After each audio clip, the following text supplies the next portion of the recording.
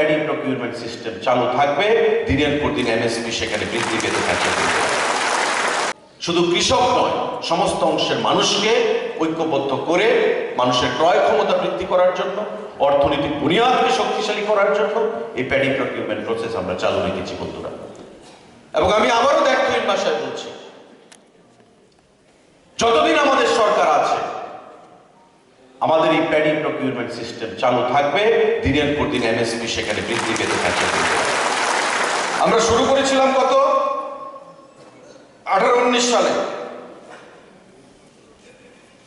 18 টাকা 20 পয়সা, 17 টাকা 50 পয়সা দরে,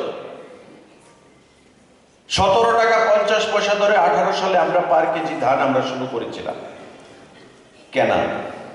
আজকে 23 টাকা 69 পয়সা এমএসপি।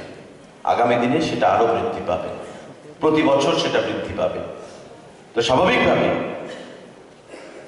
এই যে ধান কেনা শুধু আমাদের রাজ্যে নয়, আমাদের পার্শ্ববর্তী রাজ্যগুলো, ভারতবর্ষে যেখানে ধান বেশি উৎপাদিত হয়, পাঞ্জাব, হরিয়ানা, ইউপি, ওয়েস্ট বেঙ্গল, প্রতিটি রাজ্যে এমএসপি দরে সারা দেশে একই রকম সেখানে ধান সেখানে ক্রয় করা হচ্ছে বন্ধুরা।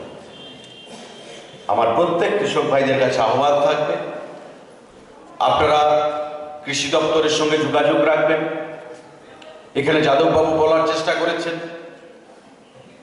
যেটা এভাবে হয়ে যায়নি একদিন দুদিনে, সিদ্ধান্ত নিয়েছে সরকার।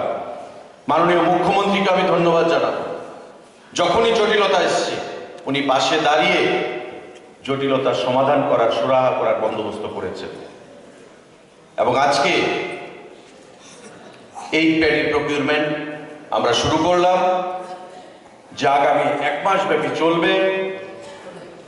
আমি শুধু কৃষকদের কাছে বলবো, কৃষি দপ্তরের কাছে বলবো, এসডিএম এর কাছে বলবো, যাতে কোনো কৃষক তার ধান নিয়ে এসে কোনো হয়রানির শিকার না হয়। মাথায় রাখবেন, এই কিছুদিন আগামী 1 মাস প্রায় আমাদের এই প্রসেস চলবে।